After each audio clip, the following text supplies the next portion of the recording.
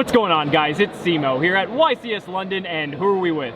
Ali Abida. And what did you do?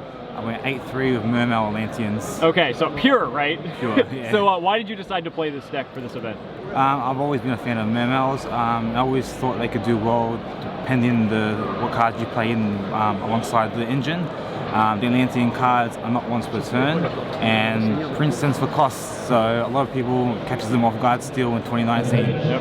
So, all right, yeah. Let's go and see what you got. Beautiful. So we'll go through the main deck first. So first of all, the one Diva, because it's at 1. Not the best card in the deck, because it's susceptible to every hand trap, Ash, Impermanence, and everything. And if it does get stopped, you can't make Link Karibo, for example, as a backup. So it's obviously the best card, but you need a Call by the Grave to back it up. This is the best card. There he is. I wish they made this as an ultimate rare. Please Konami. Best card, stands for cost, adds as well. Does everything the deck needs. Best card. 3 Dragoons. Yes, as soon as this came back to 3 last year, I've been playing this non-stop. Makes the deck consistent. Ultis, of course, it's the only way to play it. Of course, if you're not playing ulti, Dragoons, you're not playing Mermail. Don't play it properly at all. Exactly right. Alongside that, we play 3 Infantry. I was playing 2, but then, as you'll see later, the Mermail Link, you can send it during your opponent's turn, and it acts as like a Trident. So, and again, old Yu-Gi-Oh! It's not once per turn. So it comes up a lot, and even in damage step, I'll show you the combo later at the end, but it catches people off guard a lot. And then 2 Marksmen. I love this card, especially the fact that its effect happens in damage step. And again, people don't realize you can't Ash in damage step, so you can bring it a Neptibus and then make a main phase 2 play. As for the Mermails, you play your 3 Megalo.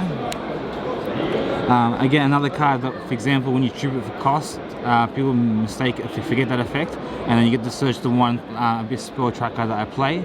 Alongside this goes with your 3 Teus. The search is once per turn, but you can summon multiple, and it facilitates all the Atlantean cards. And then the other Mermails, the 1 Teus. There's certain scenarios where you might have a Teus and Dragoons in hand, so at least will set you up for next turn. And if you can drop a big boy on the field, you can make a Link monster, and then you have something for next turn.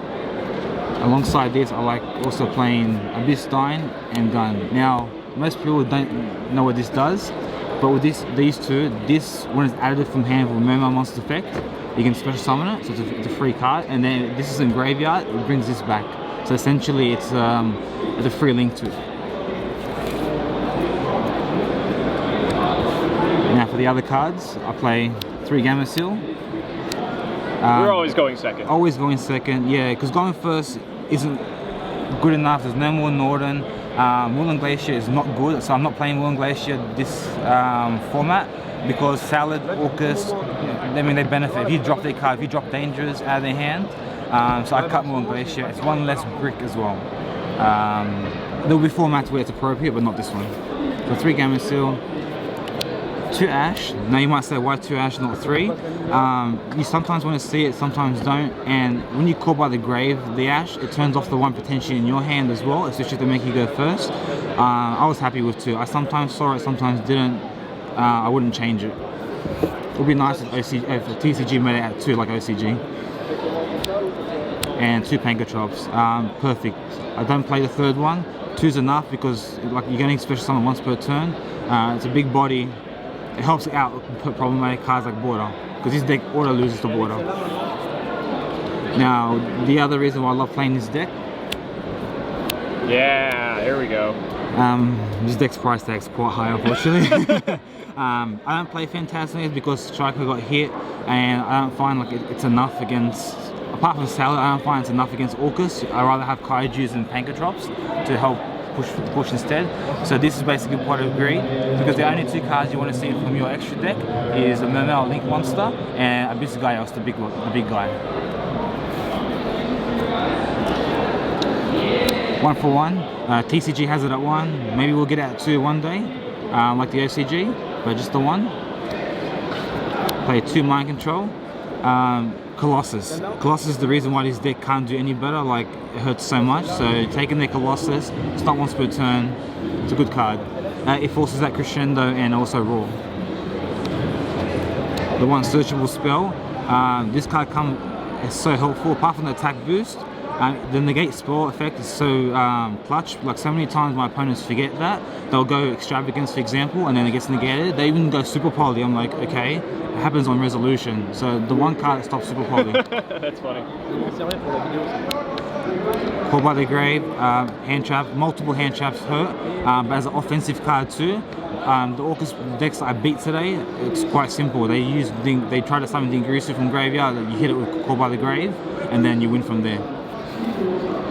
And the last 3 cards, Imperm. Doesn't get hit by Call by the Grave, and if you go first, you can set it as well. 41 main deck. Sure.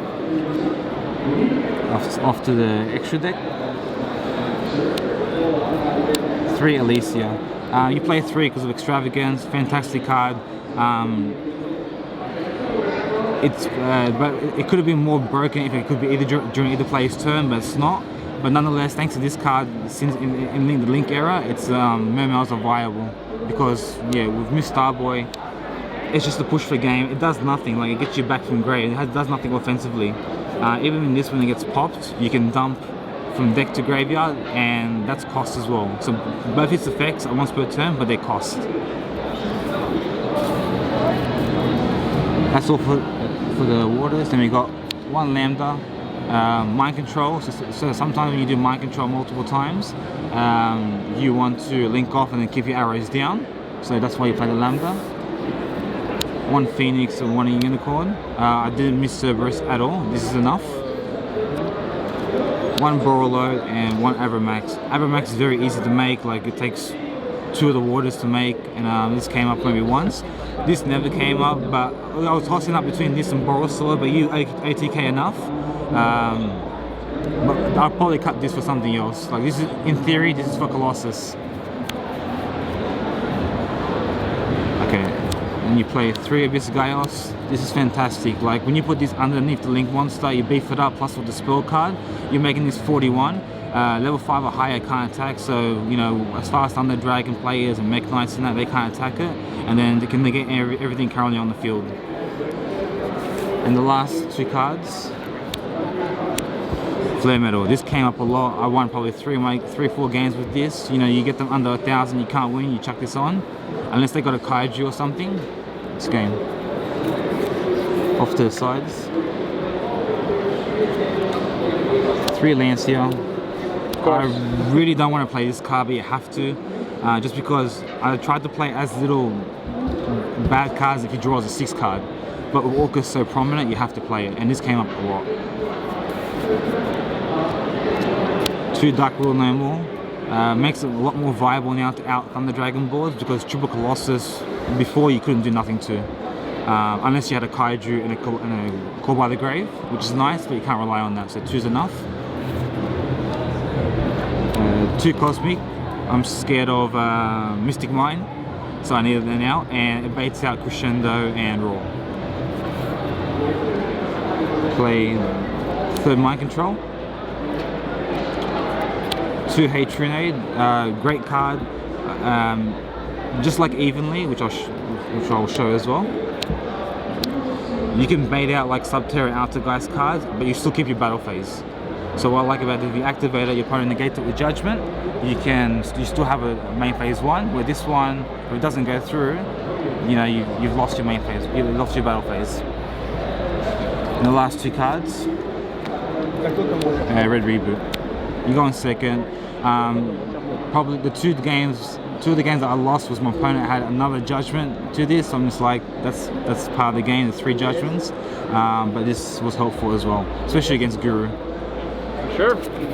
Cool. Well, any shoutouts or any changes you think you want to make in retrospect? Or changes, probably just the extra deck, like I said, the Borreload. The main deck I was happy with. Sure. The games I did lose, for example, like I said, my opponent did have the extra Judgment, which is, again, it is what it is.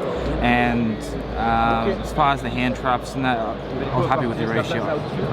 Like, I wouldn't change anything. But this deck, there's no one way to make this deck. Like it changes every single format. Like before Mystic Mine was around, I was playing Sekka's Light build. So, but now you can't afford a Mystic Mine in that, and I like playing Called by the Grave in Permanence. Sure, perfect. Shout outs wise, I'm gonna shout out all the boys. Came prepared. So, Benny Boy, Cameron, Duke, Sebastian, and Daz. So we're from Australia. We came here, made a trip out of it. So this group of 6 of us, and the boys back in Australia. We've got Joe, Justice, Nick, Meluso, Alex, John, and MacArthur locals. MacArthur locals, best locals in Australia. And David O'Donnell, Mermail is still good in 2019, going into 2020. Awesome. Thank you so much, man. It was a Thanks, pleasure. Seema. I appreciate it.